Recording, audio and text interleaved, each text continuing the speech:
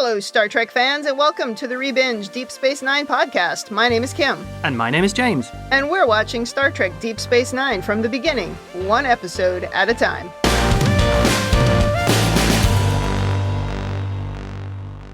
Welcome back to the podcast. Today we are on Season 4, Episode 25, the season finale of Season 4, Broken Link.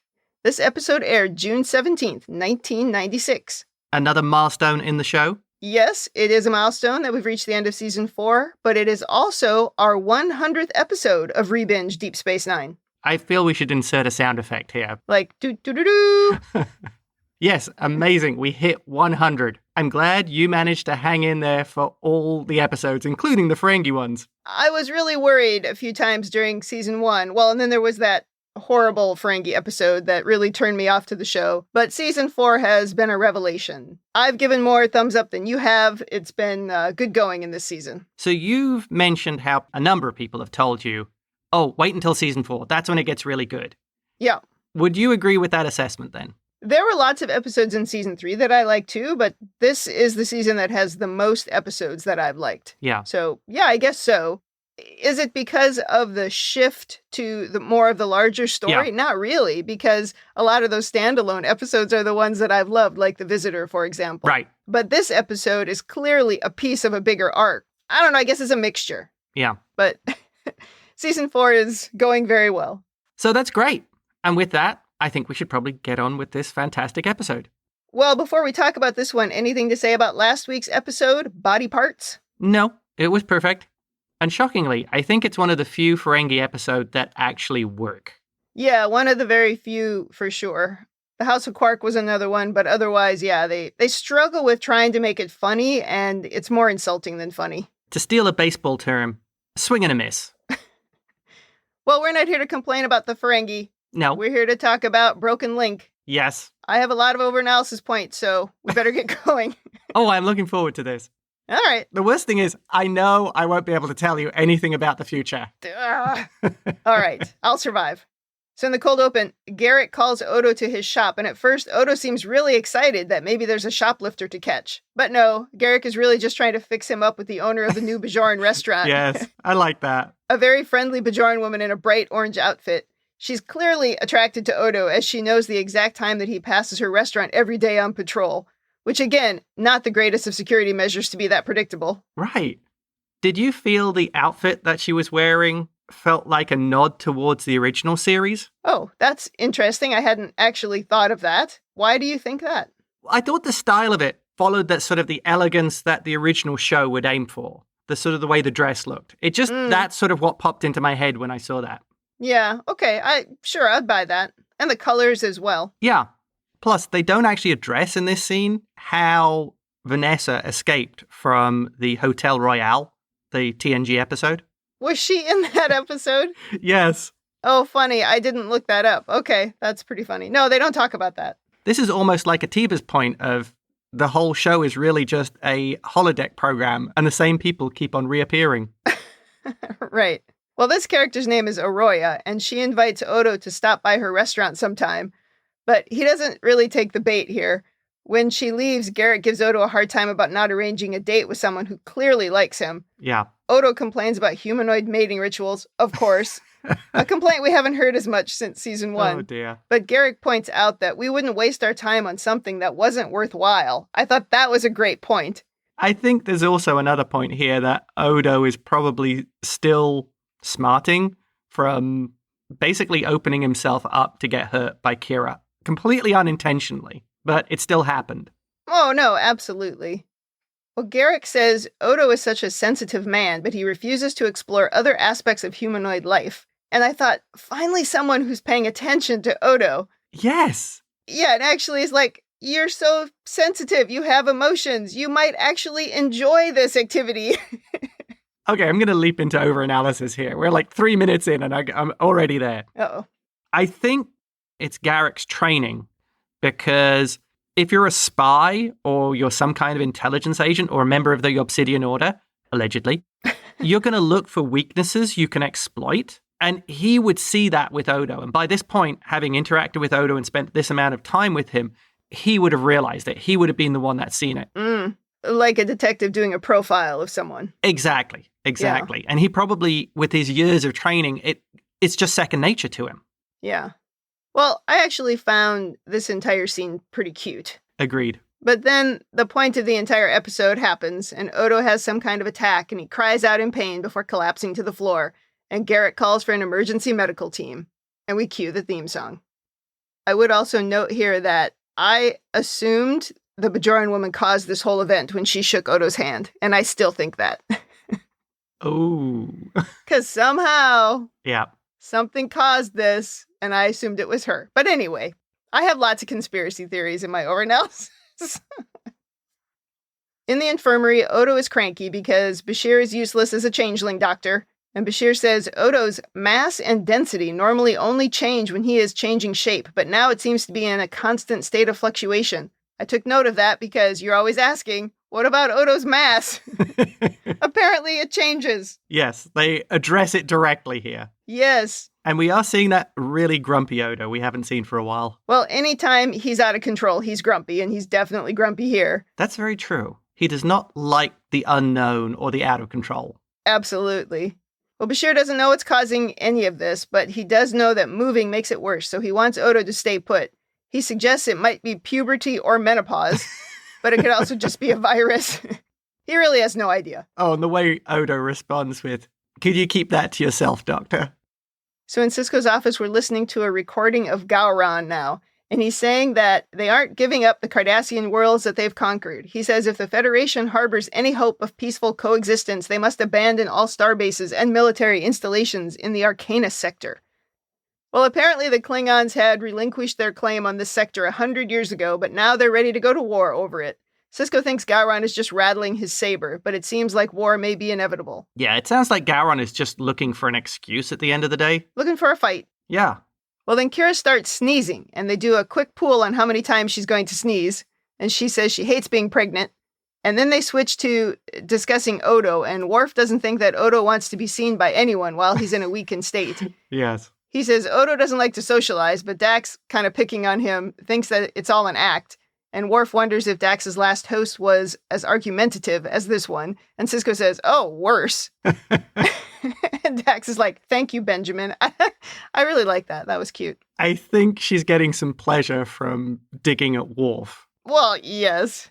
One of the things I found sort of funny in this episode is Worf just has like single lines here and there. He's not part of whole conversations. Yeah. Except maybe there's one part when he's talking to Garak, but he's just like saying a line. Like later, he says, you know, he doesn't want Garak on the ship and he doesn't want the Dominion on the ship, right? He's just got like single lines of things that he says. And if you look at those sort of single lines that they have Miles inserting, they're always really casual and really jokey. And for Worf, it's always like, this is not the proper procedure. Dax brings up Worf socializing with Odo. Don't you think that that was actually one line of a conversation they had over 4 hours sitting quietly watching the promenade and people coming and going? Well, he and Odo have had those conversations about trying to avoid friendly encounters. Yes. So I think he's just sort of putting that together. I doubt Odo said those exact words to him. Also, I believe that those two see each other as kindred spirits, so he's sort of assigning to him the way that he feels about it. That's true. And as a Klingon, you really wouldn't want to be seen in a weakened state. Correct. Worf has already been through that. Oh, that's true, yeah. And also, he doesn't like to socialize, so yeah. Well, Sisko does say to leave Odo alone to rest. Now, a question I have here is, do you think Kira was being the realist in this situation? That the Federation, they're naturally looking at the positive. Oh, you know, we can avoid war. There won't necessarily be war. And Kira, if you like, is being the voice of reason and saying, it looks like it's inevitable, people. Because of her background, she's not, she doesn't have rose-tinted glasses. I think that makes sense. I hadn't thought about it when I was watching it, but yeah, it makes sense that Sisko would have one opinion and Kira would have a different one. Yeah. Well, at the end of the scene, Sisko says to leave Odo alone to rest, but Kira ignores him and she goes right to see Odo. She doesn't hang around for a chat, though. She gives him today's criminal activity report, which makes him so happy. He tells her it was very thoughtful of her, which it was. See, this is how she knows Odo. Yeah, exactly. Which is why that episode where she was just behaving so badly towards him made no sense. But right, agreed. Well, after she leaves, Odo sees something on the report that gets him out of bed, and off he goes to a cargo hold where a purple-haired woman that we've seen before is bossing people around. This is the Bosslik freighter captain that gave Quark the earring of Lee Nollis way back in season 2. Yeah, and dumped the Jem'Hadar baby on him. Oh, oh my gosh, I forgot about that. Well, she's in a hurry to get off the station, but in comes Odo to discuss some missing diamonds. But he doesn't get very far because he has another attack, and the captain gets everyone on board quickly as Odo melts onto the floor. She just, leaves. Let's go. She's such a nice person. Yeah. Now, question here. Yeah. I wasn't sure, when he went to stop her, do you think he was trying to shapeshift? Yes, I do think that's what he was doing, and that really exacerbated the problem. Right. But it bothered me that he claims to be the greatest police officer or law enforcement official on the station, but he didn't bring anybody else with him, or he didn't call Worf, he didn't call another one of the security officers. I mean, I thought this was a little bit brainless. That's true, but I will defend Odo and say it's because he's not feeling well. Oh, okay, so he's not thinking straight. That's what I took from it. Oh, okay, all right, fair enough. Well, back to the infirmary, of course, and Odo is in even worse shape now. He's kind of in a constant state of partial meltedness. Yeah, he's looking very sweaty. He's struggling to keep his form, and Bashir says the destabilization of his molecular structure is increasing at an alarming rate. He'll lose his ability to stay solid in a week or so. I thought a week or so seemed like quite a stretch. It feels a little bit more urgent than that when you look at him. Not doing very well. Yeah, because when he lifts up the blanket, he's not even able to keep the shape of his torso. That's in a constant state of flux. So how is he going to last a week? Yeah. Well, Odo's Bajoran dad, if you remember him from a couple of seasons ago, wants him to come back to his lab, but Odo declines. He also doesn't want to go to Starfleet Medical. Odo says, "Doctor, I think we both know where I have to go." He says his people are the only ones who can help him now. Yeah, that does not sound good. No, it's not good for anybody. Nobody wants to go to the Gamma Quadrant. Nobody wants to deal with the Changeling woman. She's too scary. We certainly don't want anything to do with the Jem'Hadar. But here we are. And I doubt he wants to go back and see his, in quotes, dad on the planet and be abused some more. Oh, gosh. No, he doesn't want any of these things. So now we're prepping to head into the Gamma Quadrant. The plan is to transmit a subspace signal explaining why they're there. They hope to enter Dominion space and find the Founders' new homeworld. They don't have a lot of time, and they figure this is going to get the attention of the Founders quickly. This isn't a terrible plan for a change. It's not a bad plan. Sisko asks Kira to stay behind, and he implies that it's because her sneezing is annoying and pregnant people can't do their jobs. I don't know. I didn't like that scene. I do understand your sensitivity to this, and I guess they don't have time or maybe even necessarily the writing skills to address the issue here of maybe a discussion need to be had between Kira, Keiko, and Miles and Sisko, whether she should go or not. I would hope that Keiko and Kira have had this discussion already. That's true. And this isn't a point for Sisko to be making a decision. Yeah. And I also don't really mean that I'm upset about what Sisko said or the character. Yeah. I'm upset about the writing here. This is a good example where somebody sort of thinks it was funny, but really it was offensive because it was sort of an eye roll. The pregnant woman wants to go. And it just wasn't handled appropriately. But it's not the point of the episode, but they're trying to put a little humor here. And I didn't think it was appropriate. Yeah. Okay.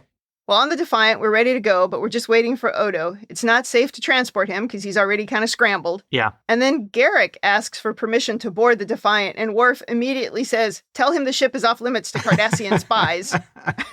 But Sisko goes to chat with him in the mess hall, where Garrick is, I don't know how else to describe it, but flirting with security officers. But he was just giving them fashion advice about how maybe accessorizing would help their look. You know, a scarf, perhaps. It was very cute.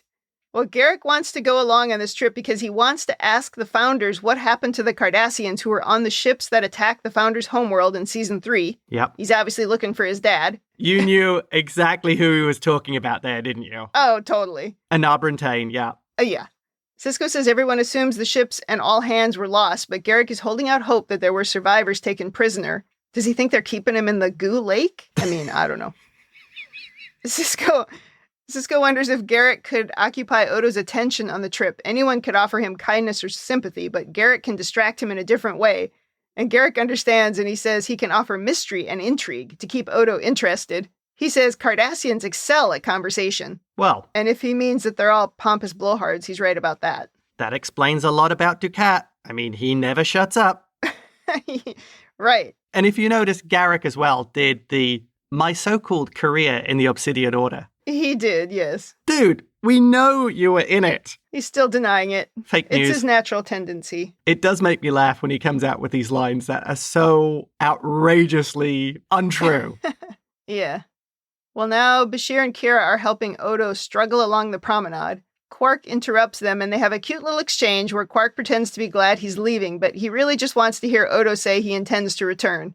They show some liquid fall off of Odo here. I thought that wasn't possible. Like he's sweating or oozing or whatever. Yeah. Why couldn't we just let him drop into a bucket and move him that way if he doesn't want to be seen like in a wheelchair or on a gurney? I didn't understand the scene because it ends up being a much bigger production than it needed to be, which I assume was what he was trying to avoid. I don't know. I think it's because Odo doesn't want to be seen as weakened. He has like a weird sense of pride. That's what I mean, though. If he'd gone into a bucket, they could have just moved him without anybody knowing. I think the pride is that he wanted to walk out of there on his own feet. I don't know. I don't get it. Maybe it's a guy thing. I don't understand. The makeup here, though, that is really impressive. When they show the close-ups and the way he looks sort of... melty. Yeah, it's really very good. Yeah. I was watching it thinking, I wonder how many extra hours he spent in makeup just to do those scenes. Yeah, I'm sure it just made it so much worse. Well, through the wormhole we go, on the way to Dominion space. Miles and Worf say they feel naked without the cloaking device on, and Dax makes an inappropriate for the workplace joke about being on the bridge with naked men. No comment. In the medical bay, which didn't exist when we first got this ship, and now it's actually quite a large room. Well, you said Miles tinkers with the ship, so I think he put a bit of drywall up, did a bit of remodeling. Yeah, for sure. Garrick is telling Odo stories about when he was a gardener at the Cardassian embassy on Romulus. Yes. He's being his usual cryptic self as they discuss how many Romulan dignitaries died that year. Well, didn't he say to Quark last week that he'd been a gardener before he was a tailor? Yes, he did say that. I just don't know where people get these ideas about him being in the Obsidian Order from. Yeah, it's a mystery. This simple gardener, simple tailor. Yeah. I thought it was hilarious that there's a Cardassian embassy on Romulus. I mean, who even believes that? Nobody. Odo seems to really be enjoying this discussion, so it is keeping him distracted. It's a smart idea. Odo will love trying to penetrate what are lies, what are truths, what are half-lie truths. Oh, for sure. Although I'm not 100% sure I really buy this as a reason to take Garrick along, but I feel like they just took him along for that one scene that happens later. Yeah. But I don't know, it worked. And this worked. It was cute. Back on the bridge, Miles talks about walking into his quarters on the station, and Major Kira and Keiko immediately stop talking. He says he's thinking of asking Julian to come live with him to even things up a bit. Or do you think he's finally admitting to the feelings he has about Julian? I don't think so, but this scene was a little bit of filler. That's one for the shippers there. Oh, for sure. Well, now a bunch of Jem'Hadar ships arrive, and our message has been received. 8 Jem'Hadar ships. I paused it and counted them all. Oh. There's a little discussion about letting the Dominion representative beam to the Defiant, but it doesn't matter what they talk about because they just beam right onto the bridge without waiting for permission. I assume they had the shields down. Well, either that or we're in big trouble. Yeah. I thought that maybe if they were trying to be non-threatening, they would have kept the shields down during this whole thing. I suppose so. Well, everyone grabs a phaser, and one of the Jem'Hadar attacks Miles. The creepy changeling woman is there, and she tells everyone to lower their weapons. She says, There's no need for violence. She's come for Odo. Only the Great Link can help him. She tells Sisko the rest of them can leave Odo and return home unharmed. When Sisko disagrees, one of the Jem'Hadar immediately points his weapon at him, but the changeling woman just belittles the guy. Yes, he says, a founder has given you an order, and you will obey it.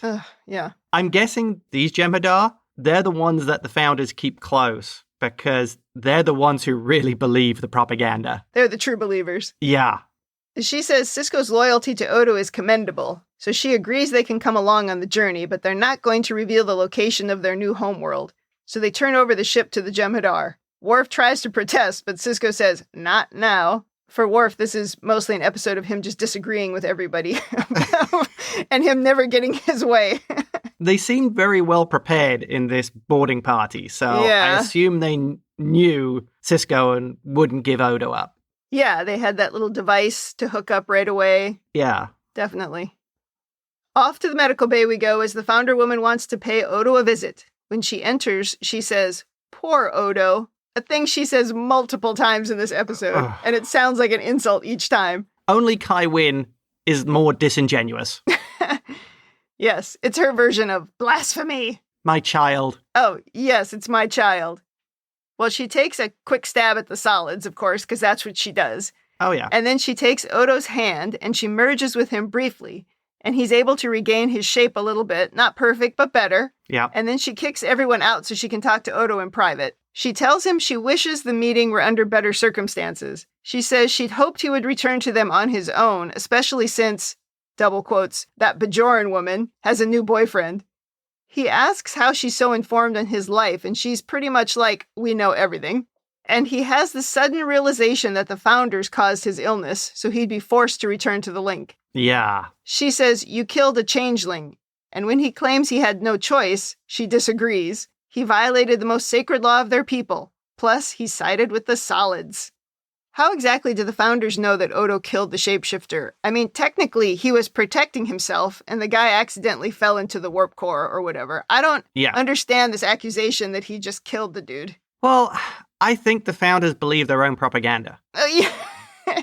That's a good point. Starfleet would have written a report. Odo would have given details. Miles was there. His back was turned, though. Okay. So I think they have enough witnesses and they would have enough details for Starfleet to put together a detailed report. The founders would get a hold of that, and I'm pretty sure they would just go, oh, it's all lies. He killed him. He murdered him. Oh, okay. But you wouldn't think they would assume that Odo would kill someone. Maybe. They're looking for an excuse with Odo. Okay. That's fair. They're trying to, they need an excuse to get him home. Yeah. And she does say this is why he's being forced to return home. Right. He must enter the Great Link and be judged. Okay, that sounds like a problem. Yes. And after a dramatic ad break, she says, in the Great Link, his thoughts will be open to them, which will allow them to understand him and decide if his actions are justified. If they don't think his actions are justified, he'll be punished. They've never had to do anything like this before, and there was even disagreement about what to do with Odo. Yes. And then she has a brief moment of self-awareness when she says, maybe it was our fault for sending you away. If he refuses to join the Link, he will die because only the Link can stabilize his illness. These people are just the best, aren't they? They make him sick so they can basically force him to come home and face their judgment over manslaughter, perhaps, of one of their people who are trying to kill him and everybody on the ship. Plus, this version of harming another changeling is somehow different. I mean, what they've done to him? Yeah, but they're doing it for the right reasons. Oh, hypocrites. The thing I think was really interesting here was when she brought up there was disagreement in the Link. Yeah. So he's causing strife within the Link. Right. Yeah. Unless it was, we should kill him soon as he arrives, or we should kill him on Deep Space Nine. That might have been the disagreement. Well, it's true. It might have been just kill him or bring him here so that we can judge him. Yeah. And then kill him. Yeah, those could have been the two sides. That's terrible.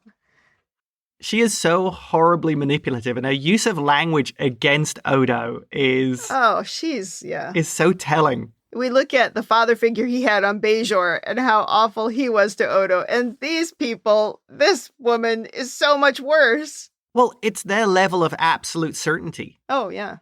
Well, out in the hallway now, Garrick asks the scary founder woman if there were any survivors after the Cardassia attack on the founder homeworld. With great irritation, she says, there were no Cardassian survivors. She says, they're dead. You're dead. Cardassia is dead. Your people were doomed the minute they attacked us. And Garrick kind of gulps and chooses to smile and say, it was a pleasure meeting you. But when she turns and leaves, he has a very different look on his face. I don't think he was expecting that at all. He was not. We've seen a lot of things in this season, but the delivery of that line was maybe the greatest moment in the entire season. Really? Oh, it was affecting, I would say. Yeah. The way that she delivered it was just tremendous. Oh, absolutely. The way she was kind of irritated when she said it as well. Like, he was like a minor inconvenience. And it was like, oh, your race has already been slated for annihilation. Why are you bothering me? Exactly. And we know from the quickening, genocide is no big deal to them. Oh, they don't care about that at all. Yeah, well, they're solids. When she said, you're dead. I got goosebumps. I mean, she was scary. I would agree. In the mess hall, Worf, Miles, and Sisko are discussing ways to keep a transporter lock on Odo while he's in the link. Odo comes in and he's all melty again. He tells them to not do anything crazy and let the story play out. He wants to be judged. He spent his whole life bringing people to justice and he can't run away from it himself. Sisko's not so sure that justice is what he's going to find. Not from these people. No, there's no justice. But Odo intends to accept the judgment, whatever it is. This is where he's probably thinking again that they're like him, because he's got that overriding sense of justice. Oh. But that's not it. They have an overriding sense of superiority. That's completely different. Right. I didn't think of that. If he's putting his value system onto them, that's a completely logical conclusion. Well, we all do that. It's hard not to do that. And then we're always shocked when the person we're talking to or the people we're dealing with don't have the same sense, right? Yeah. Odo's thinking, I'm a reasonable person. They'll be reasonable people. Yeah. No. They're insane supremacist speciesists. Totally. On the bridge, Sisko lets the founder woman know that he and Bashir will be coming down to the planet with Odo. She says, it might take days. And Sisko says, we'll wait. So down to the planet we go, and we land on a rock in the middle of the founder goo. It's an island in a sea of founder goo. Yes.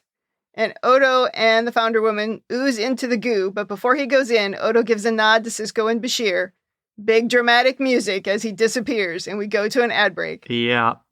Waiting on the rock, a very bored Bashir was about to skip a stone across the goo when Sisko reminds him where he is. That was very funny. That did make me laugh. Oh, yeah. Oh. Dude, these are people. Well, sort of. Evil people. Evil people, yeah. Meanwhile, up on the Defiant, Worf discovers Garrick trying to override the launch controls of the quantum torpedoes. He says this is the opportunity to end the Dominion forever. He's prepared to kill everyone, including everyone on the Defiant, to save the entire Alpha Quadrant. Yeah. And then he gets into a fight with Worf in a very small space. He holds his own with Worf, but eventually loses. It's quite a battle between stunt doubles. Oh, absolutely. And we do get another Worf one-liner. Which one? You fought well for Taylor. Oh, that's right. But he also says the line, I'm a warrior, not a murderer. Yeah. It was a very interesting scene. I mean, it was very short, but meaningful. Yes. Down on Goo Planet, we see Odo's form bubble up through the surface as if he's in pain, and then he eventually gets dumped on the rock, naked. With no uniform. The founder woman appears and says, Odo has been judged. She says, we gave him what he wanted. He's one of you now. We made him a solid. And then she says, poor Odo again. Oh my God.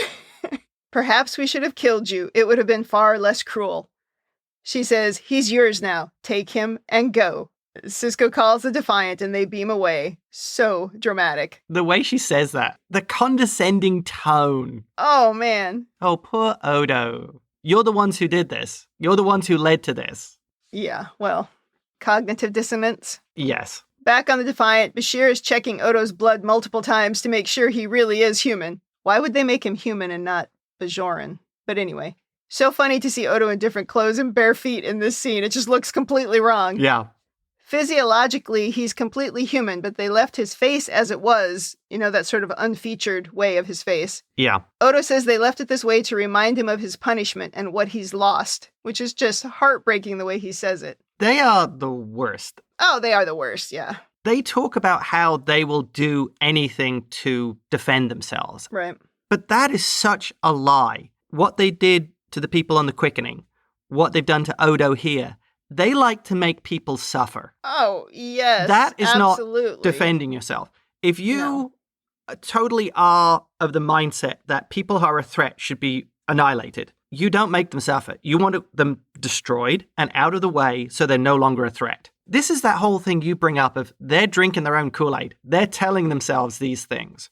Oh, it's just for our defense. No, it's a crazy cult, which you can't join unless you were born into it. But anytime you are having these feelings of being so superior, and the only way that you can prove your point is to make other people suffer or to kill them, you are not just protecting yourself. You could sit in an ivory tower, but you are not doing that. You are making a point of showing how superior, in double quotes, you are. Right. No, it's evil. I mean, we had the Nazis and the Cardassians. I don't even know how to describe these guys. These guys are so much worse. I guess because they're so much more powerful and it's harder to fight back against them. Yeah. They're almost like the evil villain in a superhero movie. Oh, That's a good analogy. Yeah, I do have something in my overanalysis about that too. I would also say here that this guy needs a counselor at this point. That invisible guy that's been talking to Miles, he needs to alternate Odo and Miles each day. Well, Odo would have such a struggle with adjusting to biological systems. Oh, yes. As opposed to being, I just relax by turning into goo in a bucket. Yeah, the physical part of it is definitely a challenge and really difficult. But if you think about what's happened over the last 4 seasons now at this point, the only thing that has brought Odo joy is shapeshifting. And they have made a point a couple of times about it. Like when Dax had that moment where the facet of her, right, Curzon, yes, took on the shapeshifting ability. And then they had that conversation at the end of that episode where she was just like, I had no idea how much joy it brings you. Right. Now, that one thing, the one thing he allowed himself to enjoy is completely gone. I mean, that's horrible. He doesn't know how to enjoy anything else. They've talked about it because he doesn't eat and he's not involved in these humanoid relationships, as he's made clear many, many times. What else brings him happiness? He enjoyed watching Kira drink Ractigino. That was about it. Well, Garrick has some suggestions for him in a short while. Yes, we are going there. Back on the station, and Garrick has made Odo a replica of his original uniform. He finds the actual fabric a bit itchy, as he's not used to it being something he wears rather than just a part of himself. Odo tells Garrick that he's under arrest. He's going to get 6 months in a holding cell. Odo thinks he got off awfully easy for what he did, which is true. Yeah. But Garrick says his heart was in the right place. Oh, Garrick is just a joy to listen to. Oh, that's funny. The number of times I've been told to excuse bad behavior because someone's heart was in the right place. And this is so much worse. He was going to kill everybody. Exactly. That's what makes it so great with Garrick. My actions were coming from a good place. Right. Well, in comes Arroya now, in a purple outfit this time. Now she's got her boobs a little bit on display, so she's working it. She heard what happened to Odo, and she says she's sorry. She says he'll eventually see being a humanoid has its advantages. And off she goes, and Garrick is very happy to see this flirting continue. Yes, and then Odo says to Garrick, I think I'm hungry. And Garrick does bring up a good point, that Odo can discover the pleasures of eating food. Yep. Humanoid things he's never really been able to experience. It will actually, I would say, enhance Odo as a person. It could. He's got a whole bunch of things that will be brand new to him, yeah. Exactly. Even like when they were showing his arm and you could see the hair on his arm for the first time, which we've never seen before. Even that is something, like getting goosebumps by something, you know. And I thought about that too. Did he have any kind of a feeling when he saw Arroya that he hadn't had before? Right. And remember how excited Data got when he actually had real skin. Oh, right. Oh, yeah. Yeah. Good point. But definitely yes on the counseling. Yes. Out on the promenade now, Sisko runs into Odo, who says he has a bit of a headache. He still gets flashes of memory from his time in the Great Link. He's desperate to get back to his job. He says when he was in the Great Link, he felt for the first time like he was home. He understood his people and their distrust of the solids. That's scary. Yeah. And he says, then in an instant, it was all snatched away, and now I'm trapped in this body. My job is the only thing I have left. He says he's still the best law enforcement officer on the station, and Sisko says he's the best in the whole quadrant. I like that Sisko reassured him there. Oh, yeah. That was a good leadership point and a good friend. Yes, I agree. It was a strange place for them to have this deep conversation, though. I mean, they're right on this very busy promenade. Yeah. And it's such a deep conversation, the things that he's saying, you know, they're so personal. Well, then there's some hubbub nearby as we see Gowron has issued another video. He's been on YouTube again, and it's playing everywhere. He's saying the Klingons are done waiting and a task force has been dispatched to the Arcanus sector. Starfleet has 10 days to get out of that sector. Sisko tells Kira to put the station on alert and notify the Bajorans. But before she leaves, Odo suddenly has a flash of a memory. He says during the link he could sense the changelings were trying to hide things from him. Faces and names. And one of them was Gowron. So he says Gowron, the head of the Klingon Empire, is a changeling. Boom. The end. Drama, drama. And I think we only had 3 bombshells in this episode. Gowron's a changeling. The Klingons are basically about to go to war. And Odo has been turned human. How much can you cram into one episode? I mean, I think I was shouting from the other room. You were. I could hear you. At the end. I was like, what? Impressive. I did not know any of these things. I didn't know Odo was turned into a human. I didn't know Gowron was a changeling. I didn't know any of this stuff happened, so I was totally taken aback. Although, I have some theories about some of these things maybe not being true because the founders are evil. But I'll let you go first with overanalysis. I'm not giving you any spoilers. And you shouldn't. Okay, so going into some overanalysis. Yeah. Do you think when Cisco was insisting that they couldn't take Odo, that perhaps he was trying to figure out where the Founders' homeworld was? Well, I guess logically that would make sense. I didn't feel that when I was watching the episode. Yeah. And just being on a random planet somewhere in the Gamma Quadrant, what's he really going to learn? The location, if there's a war, or... But how is he going to learn that is my point. I think having them fly on his ship, there could be a good chance to find out where it is. You mean before they said that they would hide everything from him? Yes. By erasing the memory or whatever? Oh, well then for sure. Yeah, I'm sure he thought that would be quite useful to have that information. And this leads directly on to, how confident are the Founders, considering they like their privacy, that their device, which erased the logs and details of the Federation ship, actually worked? And there wasn't somebody looking out the window without a computer noting down the patterns of constellations. Well, they changed on the view screen so you couldn't see out. Do you think they were able to shut all the windows? That's true. Could they block all the windows? Maybe. It's a risk. I think it's very risky for the Founders. You just need one person who has some kind of separate system or some other way of doing navigation, and boom, your homeworld is found again. No, it's a good point. I guess I bought into the hand waviness. Yeah. Oh yeah, we covered that window. You can't see. Haha.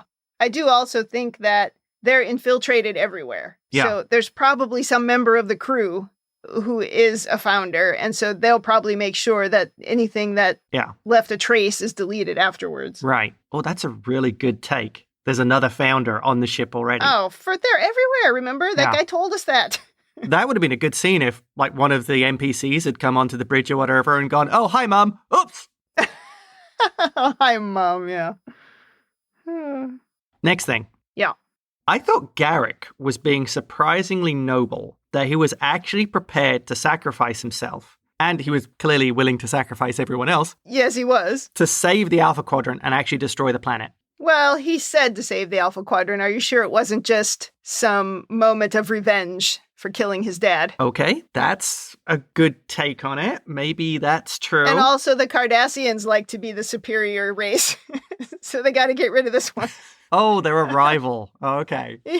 Yeah, exactly. I honestly took his motivations as pure in this one. If he was actually doing something selfless for everyone's good. Because these people are insane, genocidal sociopaths. Sure.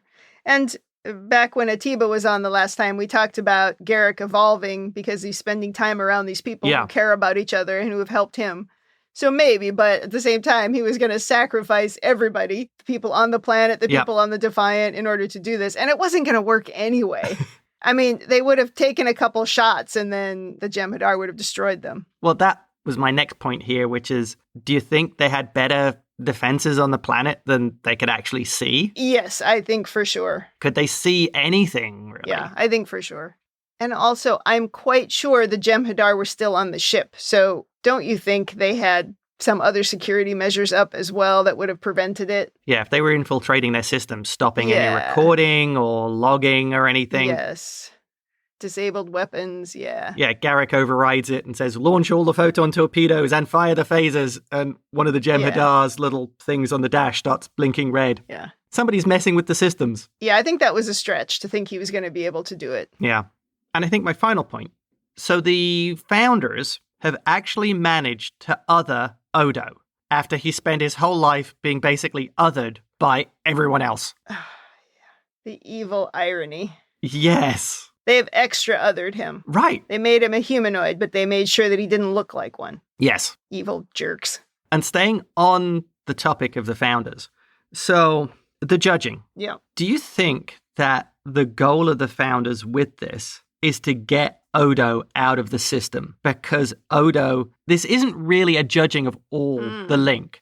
It's a purge. Exactly. You want Odo out because he thinks differently, because he has emotions or compassion and looks at solids as equal. You want someone like that out of the way. I'm sure that was some of the dissent in the ranks. Well, that's why my comment on the dissent in the ranks is the dissent that we find out what he knows and then kill him, or we just kill him. Or Yeah. we use him as a weapon and send him back to the station. That's one of my theories. Oh, that's a very good one. Mm. You know, if you want a conspiracy theory, maybe that isn't actually even Odo. It's in my list. So with that, I will pass over to you, because I really want to know what you have to say. I have the most notes and overanalysis that I've ever had. Fantastic. First of all, Go. I don't know if this is permanent with Odo, and it is killing me not to Google it. If I were watching it live as a cliffhanger, I would assume by the next episode that he'll be back to normal, but I guess I'm going to have to wait and see. Now you know how annoyed I was back then. Oh, gosh, yeah, because you would have had to wait months to be able to watch it. Yeah. Well, I'm definitely wondering if this is part of a larger story where they're just using Odo to get what they want, and it's not really a permanent thing. Yeah. And I also thought, maybe this isn't even Odo. So many tricks are possible. This could be anybody. That's a good one. There's every possibility it might not be Odo. Right? No spoilers, though.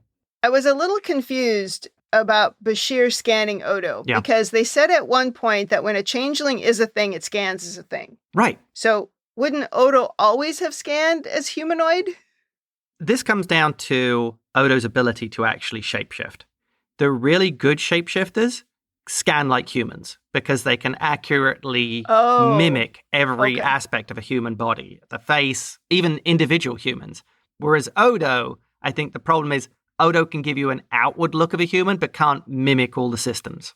Okay, that's a good point. I always forget that he doesn't have all the talent. Yeah. Okay. A scary founder woman is potentially thousands of years old and has had a lot of time to practice. Okay, fair enough. Next, I think this Gowron thing could be a trick.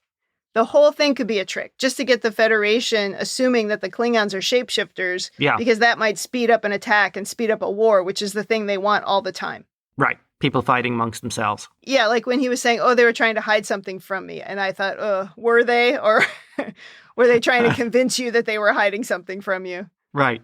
Next, I had, is this not the changelings harming another? I mean, when they gave Odo an illness that would kill him if he didn't come home, there's the double standards of that is just outrageous to me. It's we're doing it for the right reason. Right. Right. Ugh, so horrible. I think that's how the changelings think. I think yeah. they're so full of themselves that they could justify almost anything. You've brought up before, what about the emotional abuse they seem to put onto Odo? Yeah, they harm him all the time. Yeah. Well, my last thing under the founder category is, if the founders can turn one of their own into a human, they're even more powerful than we thought. Does this actually make them gods? Maybe they really are. Well, I think that falls under the concept of a sufficiently advanced technological race will appear like gods. The founders are clearly very advanced, so they can give the appearance of doing godlike things. To them, this might just be simple chemistry, simple biology. We just do this, that, and the other, string a few chromosomes together, knock up some DNA, and boom, he's now a human. Like cloning. Raised to the nth degree. They're really, really good at it. So from the outside, you could look at it and go, wow, they can create life. They're gods. Well, you can see why the Jem'Hadar worship them like gods. Yes. I mean, geez. I thought Odo was powerful because he was strong, but this is crazy what they can do. First of all, the genocide thing was one thing, but now this, it's like, wow, they are something interesting. Which is why Garak had the right idea. Well, speaking of Garak, was he justified? And is his sentence right? I mean, shouldn't he be turned over to Starfleet? I feel sometimes like Sisko makes a lot of these questionable decisions about stuff because he's maybe playing that sort of political game as you see it, where he knows he can use Garak if he keeps him around. But I'm not sure that sentence is right. Garak is extremely useful. I think the sentence was right. Cisco's giving him a message as much as anything else. He's useful, but he's not controllable. That's true. And I think that's where Cisco's ability to, if you like, blackmail him, as we've seen before, comes into play. Political Cisco knows how to control Garrick. It's like office politics. Yeah. Now, question for you. Should Garrick have destroyed the Founders? Assuming he did get access to all the systems and could fire the phasers, launch the quantum torpedoes, and destroy the planet. There's virtually no situation under which I would say yes to that. But I have to admit, in this case, I'm like, was he? Was this the right decision? Yes. Because they are scary and they're horrible and they're the ones causing genocide on other planets. Who knows how many other times they have done that? Yeah. I admit I wavered. Interesting. What we don't know, because we've only really interacted with the Founder Woman and Odo and just a few instances of other shapeshifters, just like a few scenes here and there. Is there a poet? Is there a philosopher? Is there anything else in their ranks? Or are they all like this? It seems like they're all like this because they're all part of that link. It implies that they all are the same and think the same. I do wonder if this thing with Odo will actually now start to cause some kind of a destabilization in the link. Because if for the first time they had to argue about something and there was disagreement, this could easily cause that whole thing to crumble. I have a theory about the changelings. Yeah. They kick out the ones that they don't see as correct or right. We've seen with Odo, they can justify their actions quite handily. Yeah. We've never harmed a changeling. And they follow that fallacy of, oh, well, a changeling is disagreeing with us about our treatment of solids. They're not a true changeling. Oh, my gosh. Therefore, we can hurt them, kick them out, exile them, accidentally dump them out of an airlock. And maybe this has happened throughout Founders' history. Maybe. She says it hadn't, but she could lie. They would define as never having happened, probably differently from the way we would. Maybe. I mean, I completely agree that she would lie to make her point or to control the situation. Yeah. But I can also believe what she's saying to be true, because we've talked about it before, where when you're in this sort of cult and you're not growing and changing and learning from other situations, you're all going to think the same because you're an echo chamber to yourself. Okay. And so now that exact thing that we talked about, which is Odo coming in with some new ideas, and they merged with him, and now all of a sudden, now maybe we're not all exactly the same. So even though she could have been lying, and I wouldn't put it past her, I think it's possible that she's not, and that this is actually going to cause a destabilization. That's a great possibility, yes. I like that. So do you think Garrick was justified? Was he doing the right thing? If it could have worked, yes. But it would have been an end to the show because the Jem'Hadar wouldn't have reacted well. No, and also Cisco and Bashir and everybody on the ship would have been gone, so yeah. The Founders as they exist are such a threat to everyone that it becomes almost there's no barrier to what you should be willing to do to stop them because they have no compunction about not doing the same to you. It's like you don't hold negotiations with Nazis. No, I really feel like they're the gods of Olympus. Now that is a fascinating parallel. And by the way, I still think Arroya caused the illness because she shook his hand and then he immediately went down. So she might be one of the shapeshifters. Oh. Who knows? Well, I will tell you with all honesty, I do not remember. Yeah, I don't think she appears again. That's my guess. She's probably disappeared now. Oh, so she's like off on a shuttle immediately. Yeah. Disappears. Goes back to the casino. Well, I only have two other things. One is... Go. I said it earlier, but I'm not sure I buy the story of why Garrick had to be there, but I think they did it just for that scene with him and the Founder Woman, and it was totally worth it. Completely. And my last point is Enabrin Tain, dead or alive. You can't tell me because you know. I think he's alive because I am convinced we're going to find out he's Garrick's dad. So I'm holding on to that. I'll probably be holding on to that after the last episode of the entire series. The closing credits of the final scene, Kim will be sitting there going, it's still his dad. I'm sure it's his dad. All right, are we ready to move to women in the future? Go for it. Not a lot to say, though I didn't like that implication about Kira being pregnant, and that meant she couldn't come along on the trip. I think it would have made sense for her to join them. Why not leave Worf behind to run the station? Yeah. I'm still so foggy on the roles of those two. I mean, you explained it to me one time that it's a Starfleet ship, and it makes sense that Worf would be the one who is the officer on that ship, and the station is Bajoran Station, and it would make sense for her to stay behind and deal with the station. But it's still so foggy because before Worf was there, she would have gone along all the time. So it's just confusing. They paid a lot of money to get Michael Dorn. They're going to use him. I don't dispute that. Otherwise, there's not a lot to say about women. I mean, the founder woman, she's played by a woman, but I don't know that there's really anything gender-like about the changeling, so I don't really have much to say about her, except that she's good. That scene with Garrick was great. She's super scary. What a fantastic actress, but she's not exactly a woman in the future. I think she was given some material she could really bite into this time. Yeah, she definitely had something to work with. She also is getting to know that character, and that always gives them better opportunities to really make it meaningful. I do think the founders are concentrating on the wrong person here. Instead of all this constantly trying to bring Odo into the link, they really need to bring Kai Wynn. I think between her and Scary Founder Woman, they probably have the entire galaxy wrapped up in a few weeks. Oh, I hope those two meet. That would be interesting. The axis of evil. I think it might be the definition of that. Okay, that's all I have for women in the future. Should we go to rating? Let's go. Thumbs up, thumbs down, or neutral? What is your rating? Absolute thumbs up. It's such a great episode. A great cliffhanger. So much happens in it. Yeah. I remember watching this for the first time and just being blown away with how could you leave that as a cliffhanger? There is so many questions. Yeah, total thumbs up. Just the scenes with the founder woman were worth the thumbs up, but yeah, I was shocked by all of this.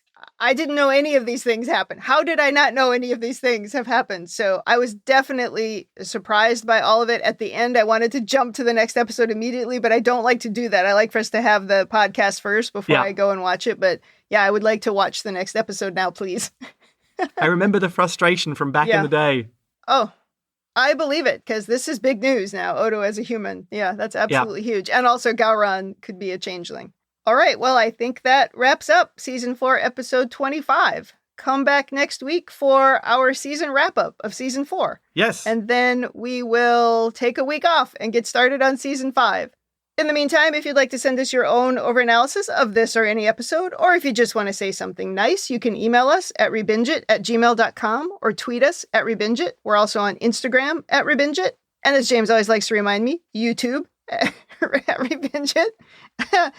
Check us out on talkthroughmedia.com. You can leave feedback there for individual episodes, and you can also listen to the other podcasts in our network. There is a Star Trek Prodigy podcast that James and I do, but we also have podcasts for Discovery, Picard, and there will be one for Strange New Worlds, and there's also a Lower Decks podcast, and we cover all of Trek. And hopefully there'll be a podcast for Fenris Rangers, the series, when they finally make one. And Section 31, and Starfleet Academy, and everything. Brian has nothing but time, I'm sure. He can just do a podcast for all of those shows. I feel there just needs to be more Star Trek, and we absolutely need Jerry Ryan back in. Oh yeah, I'd take her. She could be in any show. Fenris Rangers with the Space Elf. Well, thanks for joining us on the 100th episode of Rebinge Deep Space Nine. That's it for me. And that's it for me. For the 100th time.